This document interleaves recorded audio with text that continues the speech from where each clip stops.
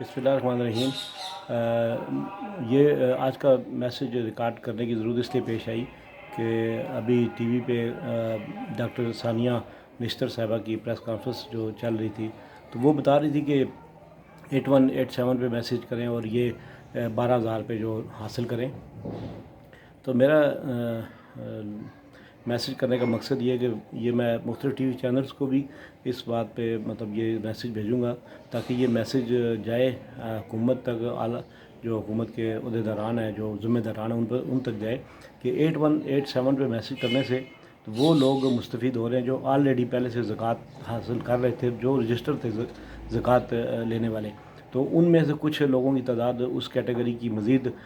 دادرا کے ذریعے حکومت نے اس کو ایکسٹینڈ کیا ہے، اور اس سے پہلے یا پیسے ملنے شروع ہو گئے ہیں۔ تو وہ جو دکھا بھی رہے ہیں ٹی وی پہ، ہماری خاتون بھی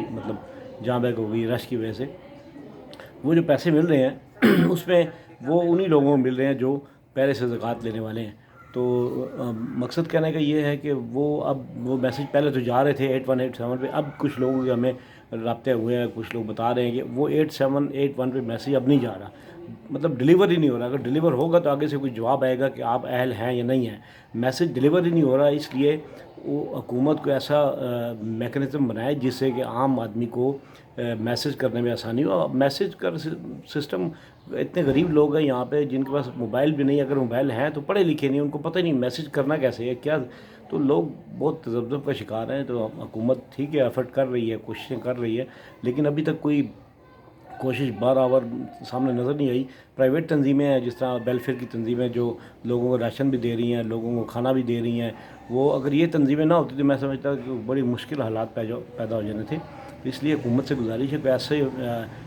طریقہ کار وضع کرے تاکہ عام آدمی تک یہ چیز پہنچ سکے۔ ابھی تک صرف زکوٰۃ کے جو ضرورت لوگ تھے، جو مستحقین، ان کو مل رہا ہے، وہ بھی ابھی ان کی بھی رسائی حکومت تک نہیں ہے، نہ حکومت کی ان تک رسائی ہے مکمل۔ دوسری بات یہ ہے کہ